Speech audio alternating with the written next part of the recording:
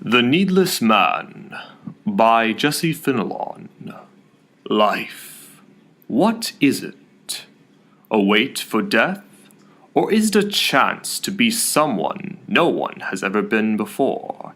It all depends on the person living the life, and the hand they've been dealt. One man started with this perspective. He lived a simple life, grew up with a decent family. He went through school, well, and got through all of college properly as well. The man lived a good life until he came out of college. Then everything began to fall. Soon he realized the difficulty of life. True difficulties, unlike anything he had ever faced before. First, he had a large debt on his back that just kept haunting him. No matter what he did, the thought would always pulse through his brain. He tried his best to get a job, but no place was accepting him. Why? The man wondered. Why is this system we made so faulty and unsure? I hate this economy. I hate this society. I hate it all, the man continued. I don't get it. I have put out almost 100 applications, and yet nothing returns. It's been a few months, and if I don't get a job soon, that debt is going to throw me in jail. I've got to do something. The months went by, and the man was still left without a job. The only thing on the man's mind was worrying. I can't take it anymore. That is it. I thought, there is only one thing I can do. I have to die. If I die, the debt cannot harm me, for I will be gone. So the man stayed in his room, waiting for starvation to kill him. But instead of dying, the man just kept living. A week went by, and the man was still alive. A month went by, and yet the man still did not die. What is this? He wondered. What?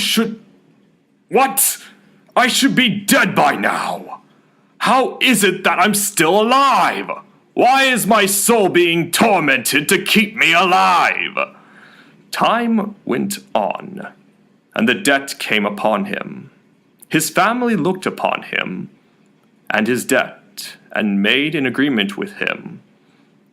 The agreement was that they would pay off the debt for now, but he owed them the same amount some time before they die. The man had not told him about what has been going on and agreed to it. The debt payment was now prolonged. Still, the man thought it strange how his body would not kill him. His weight stayed average for his height. His average-looking face did not seem the least bit thinner. He was already on the thinner side, but he wondered why he was not getting thinner. Soon his apartment evicted him, so he tried again to keep looking for jobs, and again everything was rejecting him. The deal was always no experience, bad interviews, or some other matter. It did not make any sense to him. His friends and family were all able to get jobs. Why not me? What have I done to deserve such a life where I am needed nowhere? Soon he gave up again. And this time, with his new ability, he went into hiding from the world. As time passed by, people started looking for him and wondering where he was. His family, his friends, and all other types of people started looking for him. Though due to his ability to not die, he hid better than anyone else could. Time continued, and his family members started to grow old and die off one by one. The man was never able to pay them back, due to not having a job that would ever accept him. From all that was happening, the man felt as though he could do nothing but wait. Thousands of years passed, and finally the man came out of hiding. During the time he was gone, the earth had reached its design capacity. A 11.2 billion. From the mass death that took over the land, not many people were left. And he was looking at an earth. While he was looking at the earth, he noticed that he had not aged that much at all. This attempt to starve himself began around his early 20s, but now, 1,000 years later, thousands of years later, he did not look a day over 30. He continued traveling the barren land and came across a girl.